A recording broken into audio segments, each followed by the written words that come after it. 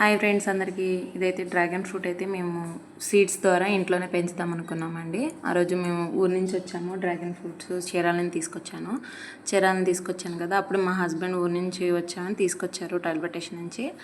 ఇంక మా పిల్లలైతే మేము కట్ చేస్తాను పోటీ పడుతున్నారు. వాళ్ళే కట్ చేయమని ఇచ్చేసాను. బాగా కట్ చేశారు. మా చిన్నోడు భలే యాక్టివిటీగా అనిపించింది, ఇష్టంగా కట్ చేస్తున్నాడు. మా పెద్దోడు తినగానే మా మమ్మీ బాగుంది అన్నాడు. తర్వాత ఏదో పర్లేదు అలా ఉంది మమ్మీ అన్నాడు.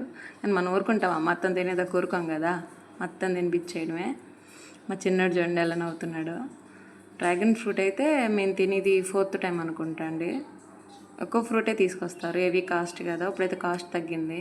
మా హస్బెండ్కి అయితే నచ్చలేదు అన్నారు. నేనైతే తినేసి నాకు ఒక ఎక్స్పెరిమెంట్ చేయాలనిపించింది. డ్రాగన్ ఫ్రూట్స్ నుంచి సీడ్స్ నుంచి డ్రాగన్ ఫ్రూట్ మొక్కను పెంచాలన్నాను కదా. అది నేను ఊరెళ్ళి వచ్చే తలకి మొక్కలన్నీ వాడిపోయినాయండి.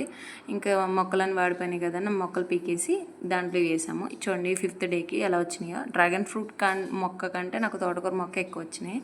చూద్దాం.